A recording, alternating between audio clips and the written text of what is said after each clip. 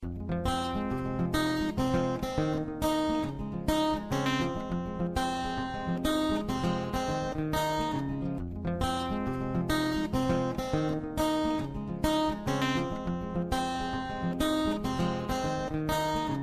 problème de Thiévié, c'est un problème qui date. Nous sommes tous des Togolais, nous vivons tous à Thiévié, nous savons le problème qui se pose. La ville de Thiévié, sur le plan géologique, est à la limite de ce que nous avons appelé le bassin sédimentaire côtier. Je me rappelle encore nos cours de la classe de 4e où on étudiait la géologie du Togo. Voilà, vous allez voir que le Togo, sur le plan géologique, dans la partie méridionale ici, jusqu'à Thiévié, jusqu'à la limite de l'île Copé ici, se limite le bassin sédimentaire côtier. Le bassin sédimentaire côtier, c'est ce bassin-là qui est rempli de roches meubles. En parlant en jargon de sable, si vous voulez, sable argile, voilà. Et que l'eau se retrouve dans des étages de sable séparés par des argiles, dans tout le bassin sédimentaire côtier. Donc c'est un peu ce qu'on a eu depuis la classe de 4e, la géologie du Togo. Le problème est là. Malheureusement, c'est que dans le cas d'espèce, nous avons ce que nous appelons des variations latérales de faciès. C'est-à-dire, bon, je ne vais pas aller dans... C'est trop technique. Je reviens plutôt pour dire simplement que quand nous avons fait beaucoup de forages à Thiévié, il y a des forages qui existent. Aujourd'hui, on doit avoir environ 6 forages. 6 forages qui sont depuis la zone d'Alavela et jusqu'à recouper la RN1 au niveau de Well City là. Voilà. Donc toute la piste que vous voyez jusqu'à derrière ici la commune de Pesana. Davidi.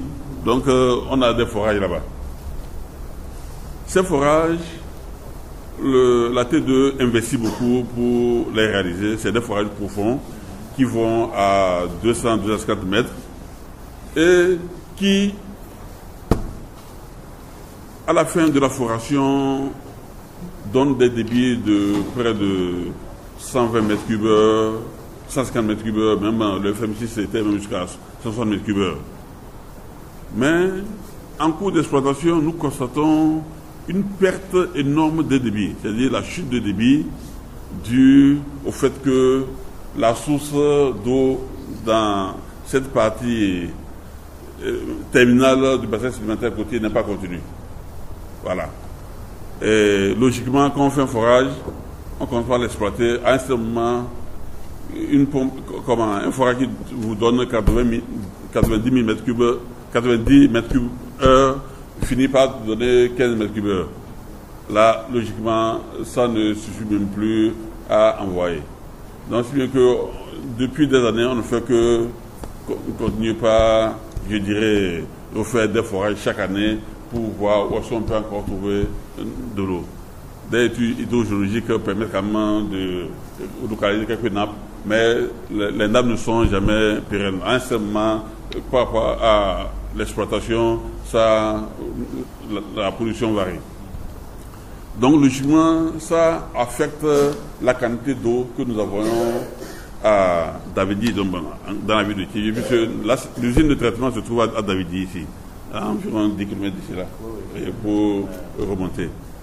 Donc, ça fait que quand nous envoyons cette eau, lorsque l'eau ne suffit pas, il faut toujours refaire chaque année de nouveaux forages. Et un forage coûte environ, je dirais, juste le seul forage en profond, tourne autour de 50 à 60 millions de francs CFA. Voilà. Ce ne sont pas les ressources qui manquent, non. C'est plutôt, ce ne sont pas les ressources financières qui manquent, c'est plutôt la disponibilité de la ressource en eau, cette continuité là qui manque. Ce qui fait qu'on est obligé chaque fois de taper pour reprendre les mêmes choses par-ci, par-là. Voilà. je voudrais renseigner aussi qu'il parle du mois de mars qui est même au milieu de la saison sèche. Et on sait ce que c'est qu'une saison sèche. Quand la saison sèche s'établit, je crois que ça affecte aussi bien les eaux de surface comme les eaux souterraines. Tout à fait. C'est cette période du mois de mars qui est la période de forte consommation. C'est-à-dire c'est en ce moment que la population demande plus d'eau. Et donc, logiquement, plus on en consomme, la quantité qu'on envoie étant constante, ça fait que le manque se ressent dans certains points de la ville de Thiviers. À tel point que nous avons même pris l'initiative, lorsque on a de ces problèmes pour les forêts qui sont situées à Thiviers, de dévier l'eau que nous avons à Lomé pour ramener vers Thiviers. Parce que pour ceux qui ne le savent pas, les forages de Thiviers et ceux de Lomé sont liés par la même canalisation.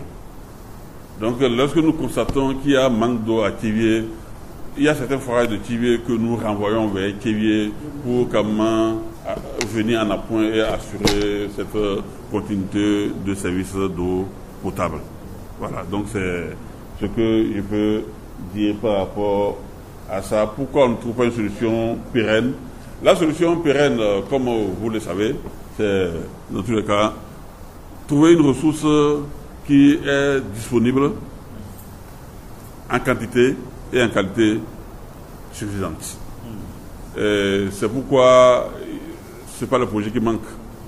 On a des projets au niveau des ressources en eau de surface qui doivent pouvoir renforcer, si vous voulez, la production. Nous avons également un projet que nous avons même démarré et que nous avons bien sûr accéléré ces derniers moments avec la crise qu'on a eue tout dernièrement pour ramener même l'eau de Tablibo. Parce qu'à Tablibo, nous avons certains forages. Bon, les forages que nous avons, on n'arrive pas à les exploiter tous. Donc on s'est dit que notre réseau qui est arrivé même jusqu'à Tchekwa ici, et donc on continue la canalisation pour venir faire l'appoint pour la ville de Thiviers. Puisqu'il y a des forages dormants actuellement pour la ville de Tablibo. On n'arrive pas à utiliser toute l'eau qui est là-bas. Donc avec la crise, c'est un projet qui était en cours, mais le projet a connu un coup d'accélération avec le problème de la crise qu'on vient de connaître. Donc d'ici peu, je pense qu'on va pouvoir trouver définitivement un problème à cette pénurie d'eau qui vient de temps en temps à Thiviers. Merci beaucoup, monsieur le directeur. Je crois qu'il y a quelque chose, malheur est bon, mais on ne souhaiterait jamais avoir du malheur. Et nous sommes très rassurés parce qu'effectivement, selon des rumeurs que nous avons également reçues, il y aurait beaucoup plus de l'eau à Tablibo dans le Yoto que dans le Zion. Et la question était sur toutes les lèvres. Est-ce que la TDE ne ferait pas d'efforts pour nous ramener de l'eau de l'autre côté? Vous l'avez dit, vraiment nous sommes très rassurés. Mais je voudrais aussi préciser qu'il n'y aura pas de solution définitive, mais il y aura des solutions pérennes. Il y a une différence. Parce que ce qui vient de se passer, tel qu'on vient de nous l'expliquer, provient de l'électricité. Donc les ruptures, ça existe et ça existera toujours. Même à New York, même à Washington, il y a des ruptures. Et c'est des ruptures seulement momentanées, temporaires. Peut-être ce qu'on peut souhaiter, c'est que quand les ruptures là viennent, que la TDE ou l'organe qui gère l'eau, puisque nous parlons de l'eau, soit suffisamment outillé pour répondre dans le laps de temps. Parce que peut-être l'autre fois, si la solution était trouvée un jour de rupture, peut-être on ne serait pas ici ce matin.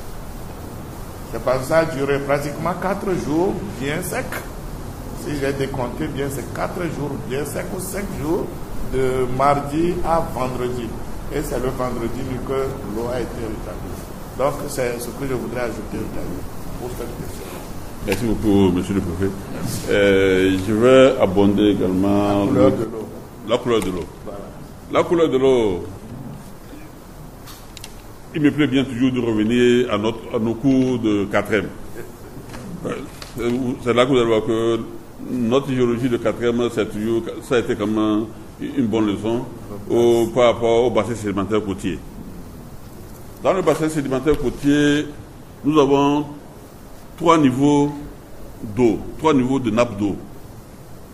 C'est les nappes aquifères, on l'appelle techniquement. Il y a la nappe la plus profonde, c'est-à-dire l'eau qui se trouve plus en profondeur, que nous appelons, qui date du maastrichtien. Le maastrichtien, bon, il y en a qui peuvent encore se rappeler de ces termes-là.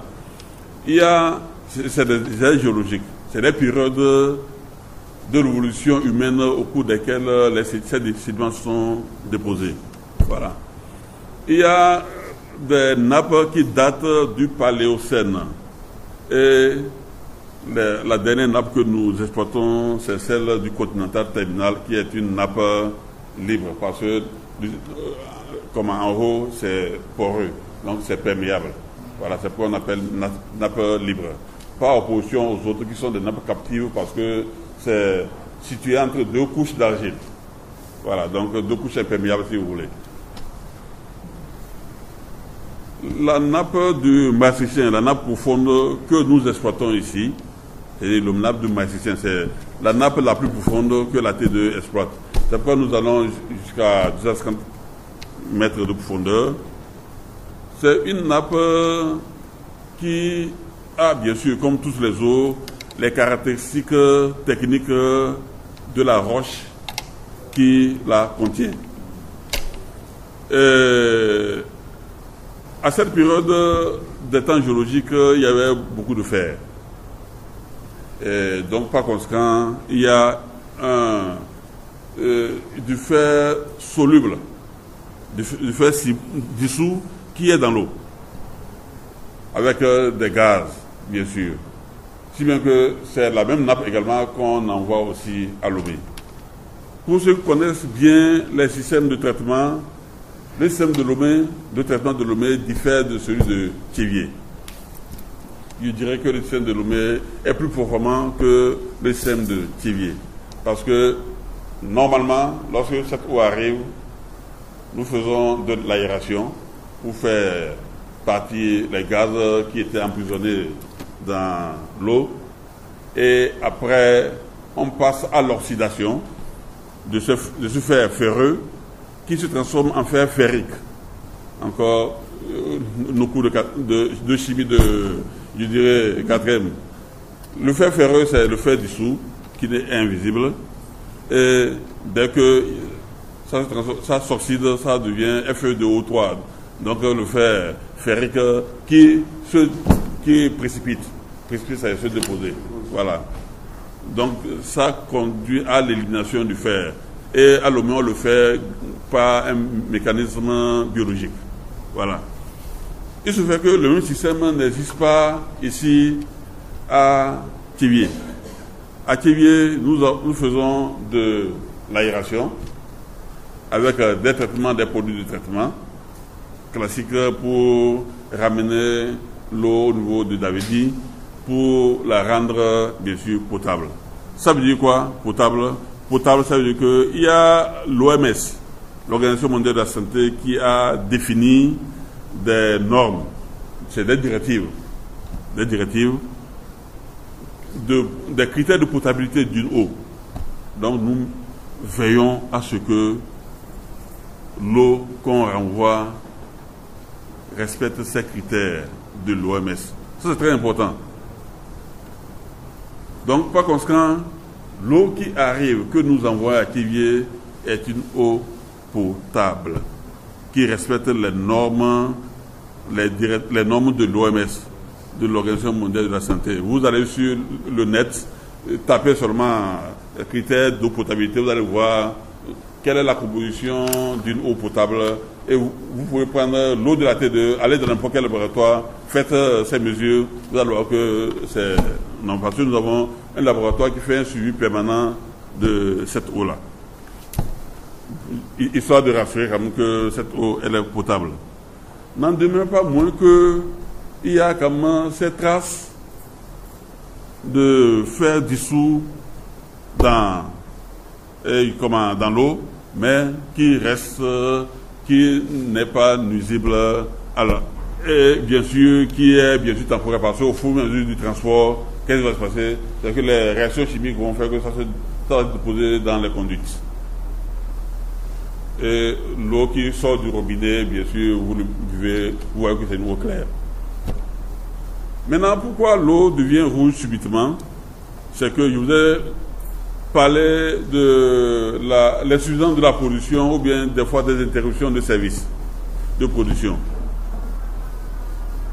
La conduite, le tuyau, excusez-moi le terme, le tuyau, c'est de la fonte. La fonte, si vous voulez, il y a du fer dedans, c'est du fer. Par conséquent, lorsque l'eau est pleine, c'est que il y a comme un tapis rougeâtre qui, bien sûr, est contre la paroi interne du tuyau, mais qui est en équilibre parce que l'eau est pleine, donc l'eau circule à une vitesse normale. Quand ça s'arrête, c'est que ça se vide. Lorsque nous relançons la production, quand on relance la production dans une conduite sèche, ce que c'est que ça va racler le fond, parce qu'en temps les petits dépôts qu'il y a eu pendant des dizaines d'années que le réseau de TV existe, ça racle le fond et ça fait sortir une eau trouble au robinet du consommateur.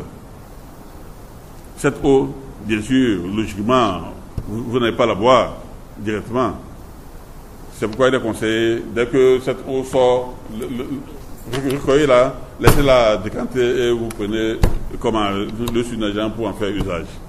Voilà, donc c'est juste ce qui peut expliquer réellement la couleur rouge de l'eau de Thiviers par rapport aux caractéristiques de l'eau que nous puisons depuis le forage jusqu'au robinet du consommateur. Mais, comme c'est une préoccupation de la T2 en permanence, on a un projet actuellement qui est en cours déjà, que vous connaissez, bon, certains d'entre vous ont déjà entendu parler de ça, c'est le PIT 2, deuxième phase. Je vous rassure que ce projet a pris à bras le corps ce problème de potabilité pour le traiter au même degré que l'OMI. Donc le PIT 2 est déjà en cours. Donc il y a mon collègue directeur, M. Noto, que vous connaissez sûrement, c'est le directeur production, exploitation sud de la T2. Donc c'est lui qui coiffe la T2 depuis, dans la zone, région maritime et région des plateaux. Voilà. Ok, donc je pense que pour des détails, vous pouvez, comme lui est localement basé ici, les portes de la T2 sont ouvertes pour avoir d'explications par rapport à ces aspects. Ok, il y avait quelques questions encore là. Le problème de communication, en fait, chers collègues, je voulais juste vous dire que nos portes sont toujours ouvertes. Et nous nous évertuons de faire la communication dans le plus grand nombre possible. Nous avons un département de communication qui est logé à la T2, qui n'a que pour job de communiquer avec la population. Parce que nous sommes conscients que nous sommes une société commerciale et la clé d'une société commerciale, c'est la communication avec la clientèle. Sans communication, c'est que c'est ouvert à des interprétations, à des fausses rumeurs. Voilà pourquoi nos portes sont toujours ouvertes. Je pense que au niveau de la TV ici, je suis avec les autorités locales de la T2 qui normalement ont une autonomie, de communication. Qu'est-ce qui se passe? Que par exemple, si je prends la crise dernière qui vient de se passer, c'est Thiviers qui a fait la communication dans les masses médias de Thiviers ici. Et à Lomé, le directeur production exploitation Lomé également s'est occupé de sa zone. Donc, comme il y a des contacts avec les masses médias, donc ils savent par quel canal faire passer les messages pour pouvoir atteindre la population, les clients. j'admets que la communication n'est jamais parfaite. C'est pourquoi je prendrai volontiers cette observation pour que nous travaillions davantage en notre collaboration pour encore améliorer plus de communication. Qui dit plus de communication permet à ce que tout le monde soit au même degré de formation pour qu'il n'y ait pas de quiproquo à ce sujet. Voilà, donc j'espère que j'ai répondu. Ah, ok. Il y avait le problème de prolifération des forages qui a été posé. Ça, c'est un fléau. Un fléau auquel nous, surtout chargés de distribuer de l'eau potable, nous avons des difficultés pour gérer. Ce qui fait que notre autorité, c'est-à-dire le ministère en charge de l'eau, je veux parler du ministère de l'eau, de l'équipement rural et de l'eau villageoise, a, sur la base du code de l'eau qui existe aujourd'hui, le code de l'eau qui a des dispositions réglementaires, avec certains tests d'application il y a des décrets pour cette application, tout n'est pas encore pris en charge. Lorsque on devait quand même pouvoir mettre en application le code de l'eau, tous ces problèmes devront être réglés. Mais on ne peut pas régler le problème de prolifération de forage sans avoir réglé le problème à la source. Je m'explique. Dans nos villes, l'évolution urbaine est horizontale. C'est-à-dire, nous avons été élevés comme ça. Chacun de nous veut avoir son logis. Voilà. Et vous savez bien sûr la politique foncière. Si je suis à Lomé et je trouve un terrain à l'Hélicopé, c'est mon pouvoir d'achat qui me permet d'aller acheter un terrain à l'Hélicopé. Dès que je construis ma pièce, j'aimerais bien que la T2 arrive là-bas. Pour arriver là-bas, il faut que la T2 pose des tuyaux. C'est des investissements. C'est lourd. La T2 n'arrive pas à suivre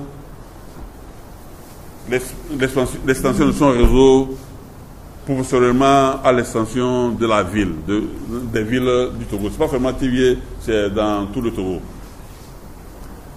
Et comme je le disais, celui à qui n'ont pas la solution, on ne peut pas lui interdire de forer, de faire son forage. C'est clair. La personne se débrouille pour avoir son eau. C'est lorsque l'eau de la T2 arrive qu'on peut lui dire, écoutez, monsieur, vous n'avez pas le droit de forer, ou bien si vous forez, voici vos limites, parce que la ressource en eau, c'est un patrimoine de l'État. Voici les taxes de prélèvement qu'il faut, ainsi de suite. Donc, pour la communication relative au code de l'eau, je pense qu'il y aura d'autres cadres pour en discuter. Donc, ce qui fait qu'aujourd'hui, à Lomé, pour celui qui a posé la question, à Lomé, vous avez constaté qu'il y a eu une prolifération de forages privés parce que la T2 n'arrive pas à couvrir tout Lomé. À peine 30% de la superficie de Lomé, comment viabiliser, est couvert par le réseau de la T2. Les autres, ils font quoi? Ils doivent quand même avoir de l'eau. Voilà. Donc, ce qui fait que nous sommes en train, bon, pas nous, c'est qu'il y a un projet qui est déjà cuit pour faire des extensions du réseau dans toutes les villes du Togo avec l'appui des partenaires techniques et financiers. Je peux que citer entre autres la BOAD avec qui on a eu un financement, avec l'AFD avec lequel nous sommes en train de finaliser un dossier, et sans compter l'Union européenne qui est en train de nous appuyer par rapport à tous ces éléments. Donc, à Lomé, on compte environ plus de, je sais pas, 13 500 forages privés identifiés. Nous connaissons la qualité de ces eaux. Je ne veux pas, ça c'est un autre pan de communication. À Tivier, je venais de vous dire tout à l'heure que le sol est difficile sur le plan hydrogéologique, c'est-à-dire sur le plan de l'eau souterraine. Le sol est difficile. Même la T2 qui fait des gros forages profonds a des difficultés pour avoir de l'eau. Pour vous, ceux qui ont leur logis ici à Thiviers, vont constater qu'il est plus difficile de faire des forages à Thiviers par rapport à Lomé. À Lomé, c'est plus facile. Déjà à 47 mètres, ce que tout le monde fait, donc ils ont de l'eau avec la petite pompe immergée pour le temps que c'est fini, le problème est réglé. À Thiviers, généralement, vous faites des forages, c'est des forages même secs. Voilà. Donc, c'est encore ce qui explique une fois encore le problème que la T2 a avec ces gros ouvrages, parce que nous, on fait de gros forages profonds, mais on a des difficultés vraiment de mobiliser de l'eau souterraine parce que cette eau, elle est trop limitée dans un centre de variation latérale de faciès. Ce n'est pas une nappe continue comme à Lomé pour certaines zones que nous connaissons. Il y avait autre question. Je ne sais pas si j'ai balayé toutes les questions. Je ne sais pas si... Voilà, donc... Nous vous remercions sincèrement pour les apports, les différents apports que vous avez eu à donner. Et seulement ce que nous voudrions, c'est qu'il y ait un renforcement de la communication. Que la communication soit plus renforcée. Par exemple, ces rencontres de masse, afin d'expliquer plus à la population ce qui se passe. C'est vrai que la communication se fait beaucoup plus sur les médias, mais combien de personnes qui, sur le terrain, écoutent les médias à leur lieu de travail ou dans leur marché, etc. Donc il faut beaucoup plus qu'il y ait des rencontres périodiques afin de mieux communiquer sur l'eau ou d'éduquer aussi à l'eau. Donc nous allons également prier la direction régionale maritime de la santé de nous aider à plus de sensibilisation sur les comportements à adopter afin de mieux gérer l'eau dans les maisons et également de les traiter. Est-ce qu'il y a d'autres questions? Une dernière série de questions. La T2, de par sa mission, qui est de distribuer de l'eau potable en qualité suffisante à la population tourolaise, ne joue pas réglementairement ce rôle par rapport aux de redevances. Nous avons notre ministère en charge de l'eau, qui a normalement le rôle de veiller à l'application des tests régissant les dispositions réglementaires de ce code. Les droits au prélèvement, bien sûr, c'est inscrit dans le code de l'eau qui veut que l'eau paie l'eau, parce que l'eau doit pouvoir refinancer les projets d'eau. Et dans le cadre de la décentralisation, il faut qu'au niveau basal, au niveau des collectivités, les collectivités puissent retrouver de la matière pour refinancer leur eau. Et même aller jusqu'à la délégation du service d'eau. Donc c'est ce que le code prévoit. Mais à ce jour, comme l'a signé tantôt un tobu dans la salle, c'est que ce code n'est pas appliqué. Voilà. Et les taxes de prélèvement ne sont pas encore effectifs, opérationnels. Ce que je sais, du côté de la T2, parce que je peux parler au nom de la T2, c'est que normalement, avant le code de l'eau, dont le processus a commencé depuis 2005, que vous connaissez tous, l'État nous a confié la charge de récolter les taxes de prélèvement pour lui reverser. Et taxes de prélèvement seulement pour des sociétés qui ont fait des forages.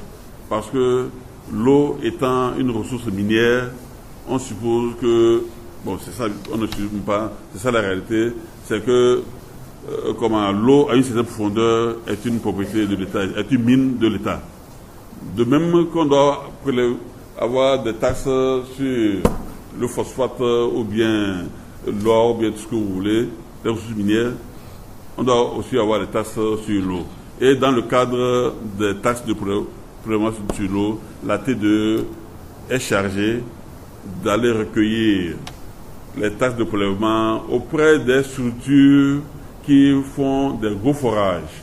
Quand je prends la brasserie par exemple, normalement la T2 doit pouvoir installer des compteurs et la quantité d'eau prélevée, les facturer et reverser les sous à l'État. C'est cette taxe de prélèvement que la T2 gère actuellement. Et d'ailleurs même avec toutes les difficultés que nous connaissons par rapport à ça. Parce que, pour votre information, c'est 100 francs le mètre cube d'eau prélevé pour toutes ces structures. Vous voyez les voltiques, tout ce que vous voulez là. Donc, normalement, on devait avoir des compteurs pour contrôler le prélèvement, pour mieux gérer la ressource en eau, qui est une ressource limitée et qu'il faut bien gérer. Voilà, donc c'est par rapport à ça. Sinon, prélèvement pour reverser aux communes, à ce jour, ce n'est pas encore effectif. Pour nous mentionner encore que des textes. Voilà, c'est ce que je voudrais juste vous répondre par rapport à ça. Je peux continuer avec le changement de la tuyauterie. Oui. Par rapport à l'eau. S'il vous plaît. Le changement de la tuyauterie. Non, ok. Non. À Lomé, on a toujours des tuyaux fontes. Les tuyaux fontes sont toujours de règle.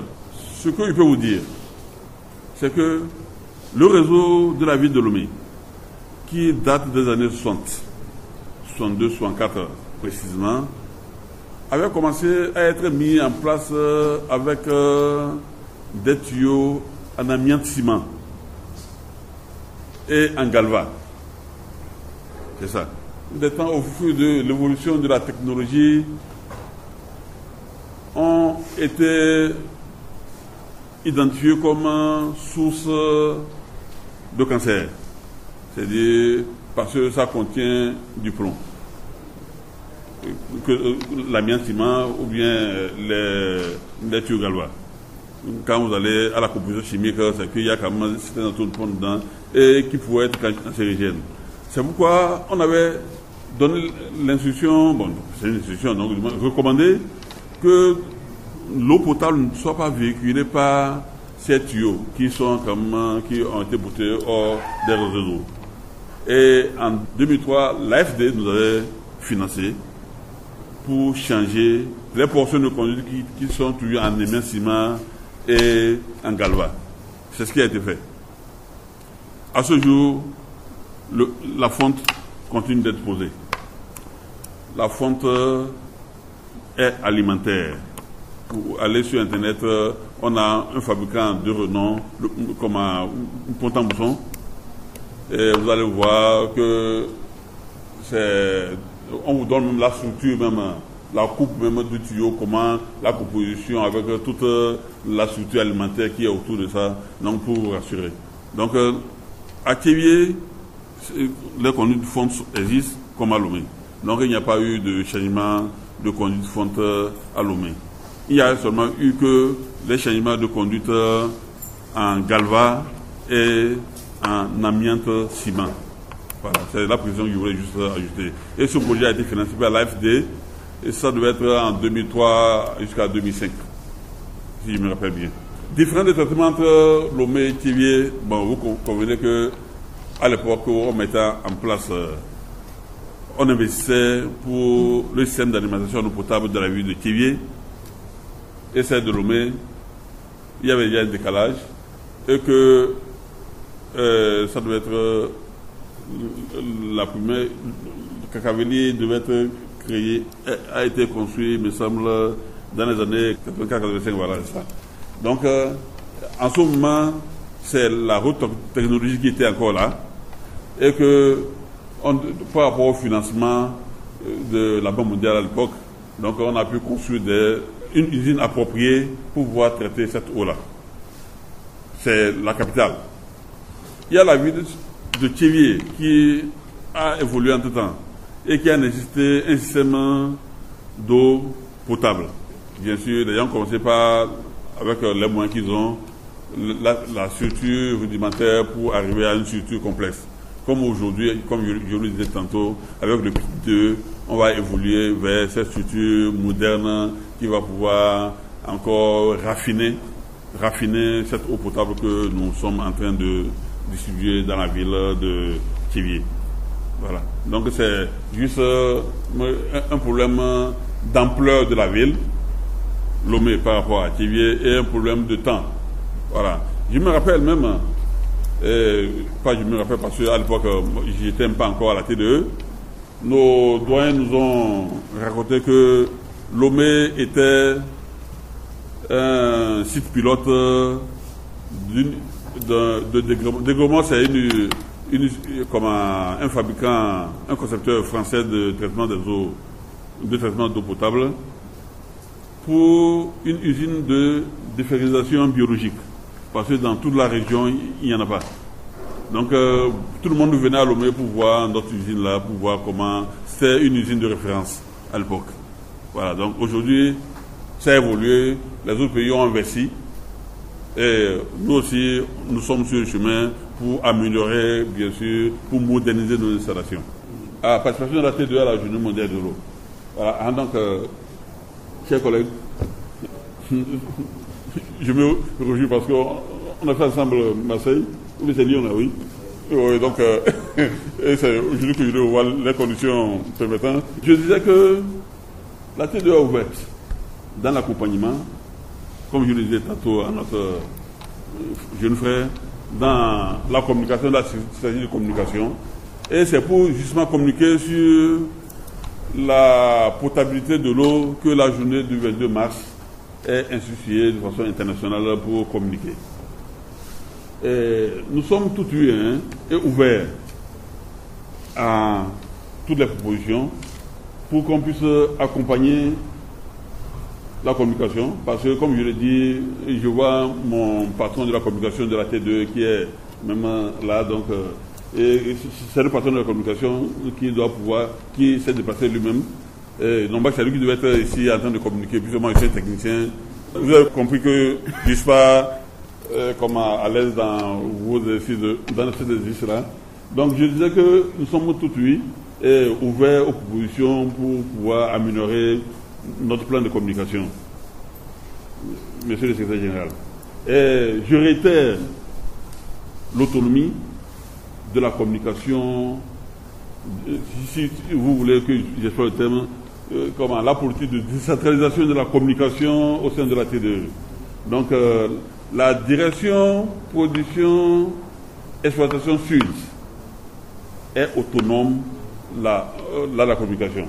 Il suffit juste puisqu'on a un département de coordination de cette communication qui est là, de se mettre en rapport avec eux pour pouvoir voir comment il faut dérouler ça. Et bien sûr, dans le respect de la déontologie du métier. Ça, c'est important. Voilà. Parce qu'eux, ils vont voir quel est le recasage pour que la déontologie du métier de l'eau soit respectée. C'est une situation malheureuse qui est arrivée, indépendamment de notre volonté. C'est les pluies diluviennes de la fin dernière qui ont pu causer des dégâts énormes sur notre réseau électrique de moyenne tension qui alimente nos forages. Voilà. Donc, on a pu quand même, avec l'aide de la CET, juguler la crise. Et aujourd'hui, tout est revenu à la normale. Aujourd'hui, le problème, la T2 le connaît et on a pris le problème à bras le corps.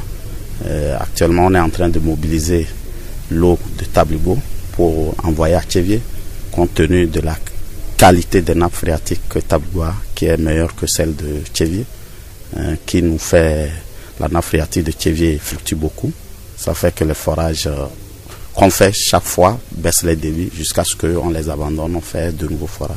Mais cette fois-ci, avec l'eau de Tabligo qui est disponible, nous sommes en train de vouloir envoyer cette eau incessamment sur la ville de Thiévié pour carrément résoudre le problème de manque de pénurie d'eau qui de temps à autre arrive dans la ville. Merci beaucoup. Je crois que la ville de Thiévié et ses environs ont traversé la semaine passée des difficultés en approvisionnement en eau. Nous savons tous que c'est la TDE qui est le service chargé d'approvisionnement de l'eau de nos cités. Et il va de soi que nous nous adressons à la TDE pour recevoir des explications de ce qui s'est passé pour le bien de la population, afin que la population dispose de cette vérité-là.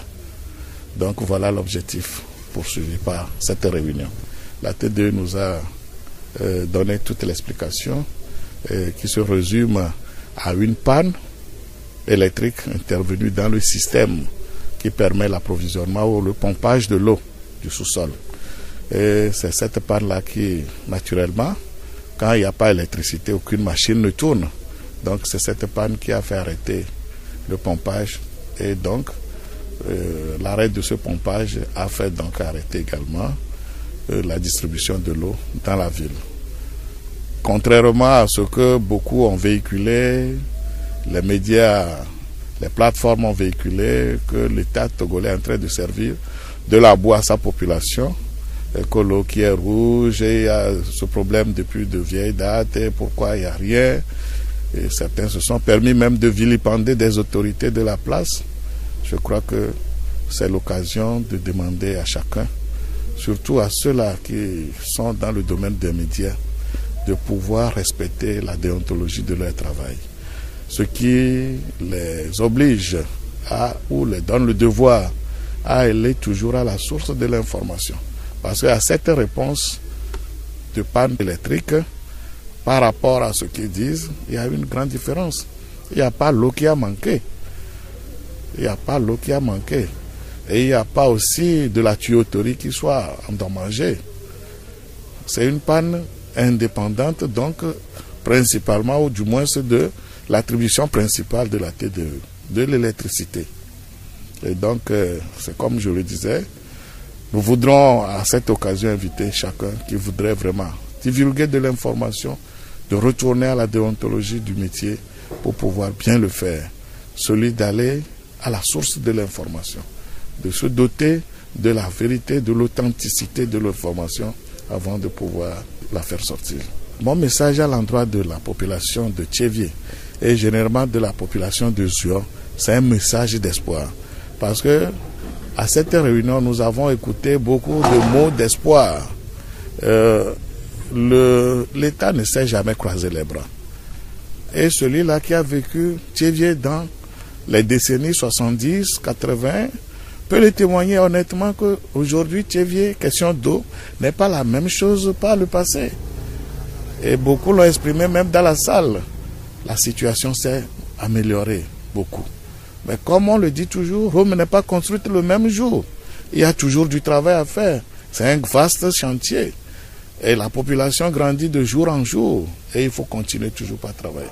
Et ces mots d'espoir que nous avons reçus, c'est les projets qui sont déjà même en cours, qui viendront également. On nous a parlé de la possibilité de nous faire venir de l'eau directement de Tabligbo, où il est avéré que la nappe phréatique est très disponible.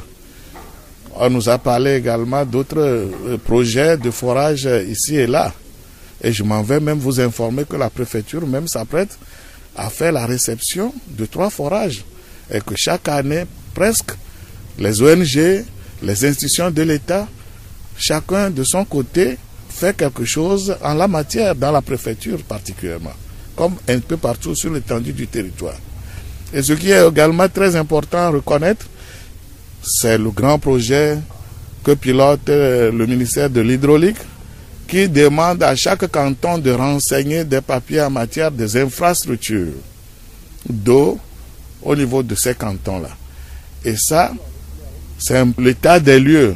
Et cet état des lieux, je m'en vais, je crois que servira à ressortir les poches où le mal est toujours récurrent pour pouvoir les corriger. Et tout ça là, c'est au profit de la population. Donc notre population doit être dans l'espoir. Ça s'améliore, on n'a pas encore atteint l'étape finale, ça s'améliorera davantage pour que le bien-être tant souhaité par le chef de l'État pour toute la population du Togo soit une réalité. Je voudrais d'abord très sincèrement remercier M. le directeur et sa suite pour nous avoir accordé une bonne partie de leurs précieuses minutes de ce matin. Et qui d'ailleurs nous a beaucoup édifié, comme toi-même tu viens de le dire. Nous sommes retournés carrément à nos cours de classe de 4e, voire d'université, en matière de l'eau, d'oxydation et tout ça là, pour que le commun des mortels sache clairement ce qui s'est passé. Je vous assure que moi-même, je ne m'attendais pas à ces réponses.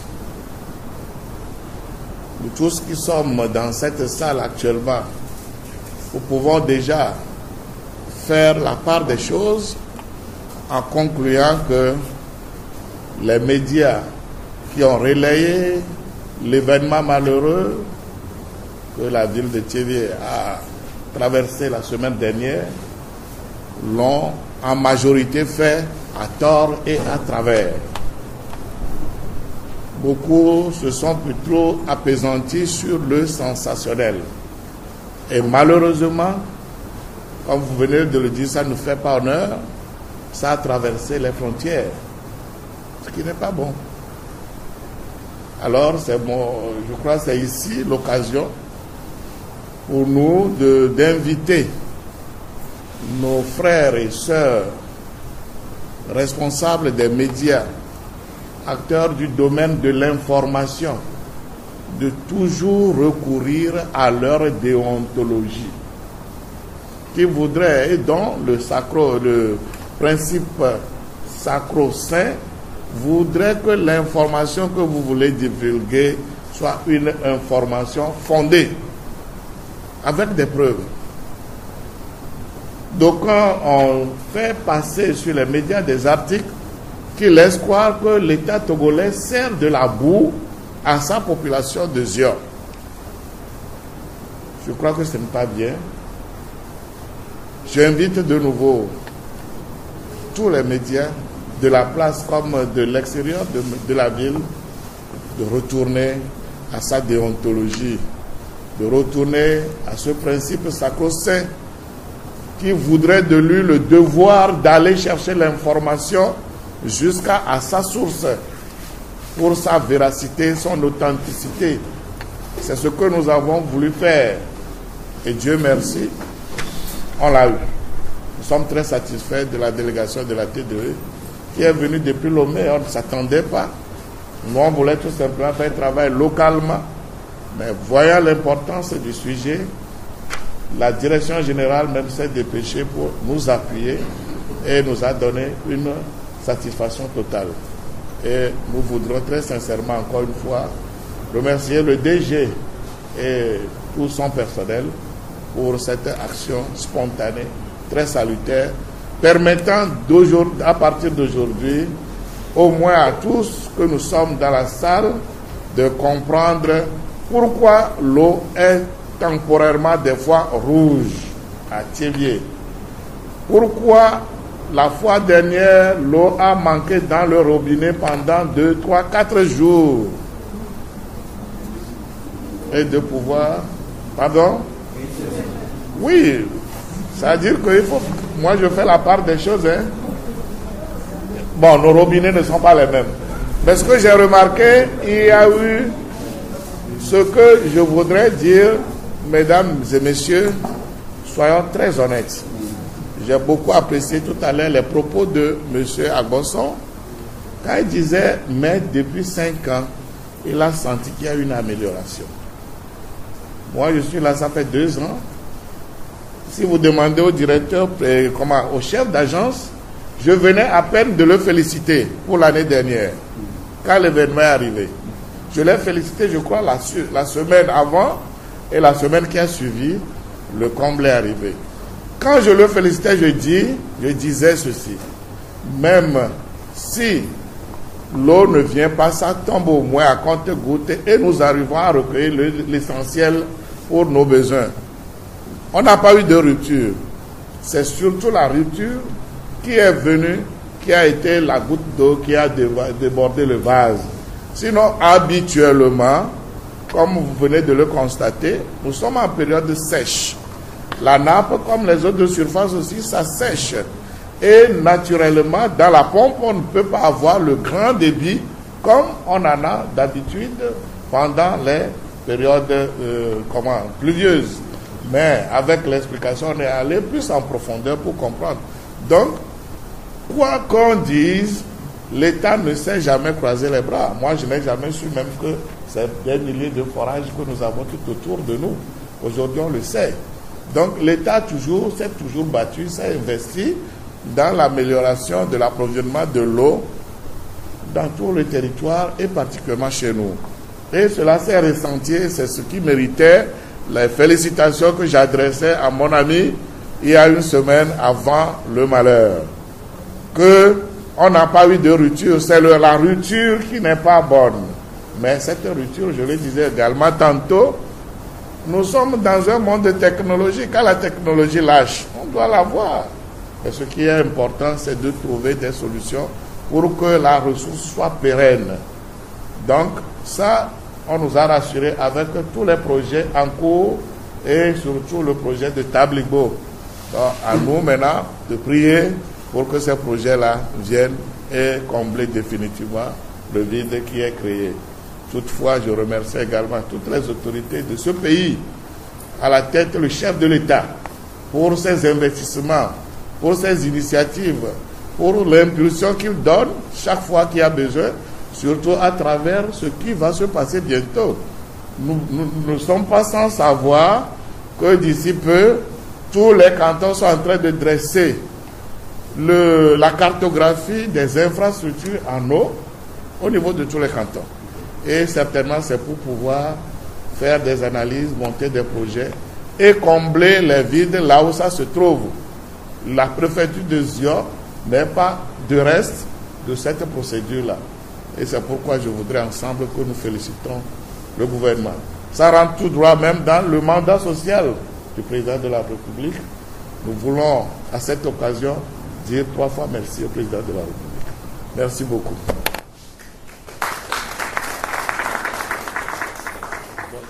Kododo ava me be miabio ameyo elabe obe ame nke omedo adase na nu yo menyo anu ilenya ye ko la tedo adase na etimenya ye jore miaji etimenya jore miaji ame ikpona timenya gbo emia ye emia ya tepe ni ma ya mabugbo etemie yo do ko ma we over on me va le tirer de débat comptable. Kaka l'homme direction générale torcha o lo mo va o be no ale vevere mi awe de du.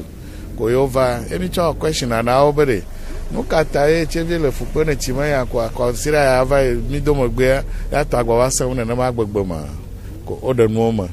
Kwa no ma de de fion be courant électricité. Alors courant e mo odo.